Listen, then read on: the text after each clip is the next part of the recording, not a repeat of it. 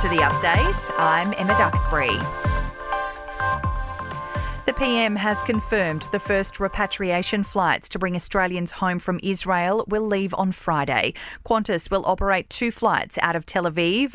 Anthony Albanese says people will need to register. Australians who want to leave Israel on our assisted departure flights must register with the Australian Government's 24-hour Consular Emergency Centre. Meantime, the brother of Australia's first confirmed victim of the conflict has given a harrowing account of her final moments.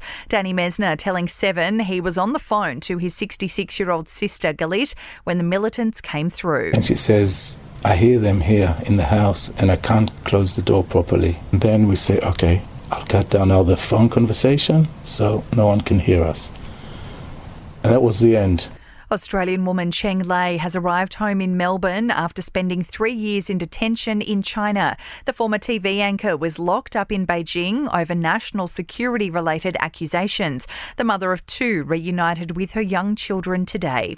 Unions are calling for Qantas Chairman Richard Goyder to leave the airline immediately. He's announced he'll depart at the end of next year, acknowledging that his exit is required to help the company recover from its brand crisis.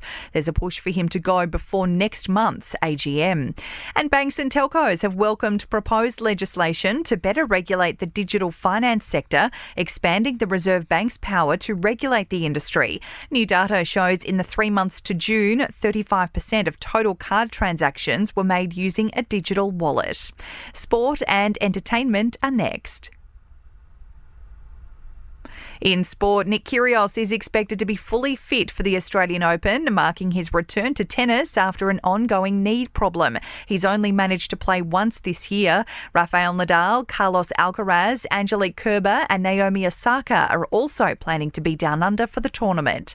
And our Aussie cricketers have held a training session ahead of tomorrow night's crucial World Cup one-day clash against South Africa. Tonight, hosts India take on Afghanistan.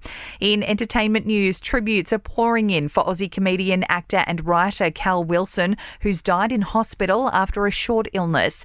Ricky Lee, Tim and Joel remembering the 53-year-old as one of the nicest people in the industry. We're thinking of Cal Wilson's family today, and as we said, quite a shocking piece of news, because normally, you know when people are unwell, and this took everyone by surprise, I think. After making national headlines for her appearance at an NFL game, Taylor Swift has opted for a more low-key approach to hanging out with rumoured boyfriend Travis Kelce.